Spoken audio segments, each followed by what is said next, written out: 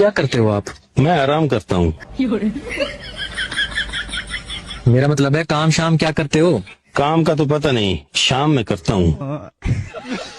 क्या मतलब शाम करते हो? आराम करते करते शाम कर देता हूँ। शाम के बाद क्या करते हो आप? शाम के बाद थोड़ी देर रेस्ट करता हूँ। आराम करते करते थक जाता हूँ ना। रेस्ट के बाद क्या करते हो? रेस्ट के बाद सोने का टाइम हो जाता है।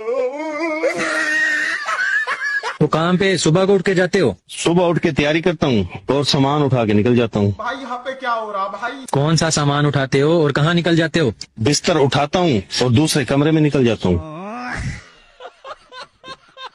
दूसरे कमरे में क्या करते हो? थोड़ी देर सुकून करता हूँ। भाई मारो मुझे मारो। तो काम पे कब जाते हो आप? लेट जाता हूँ। कितना लेट?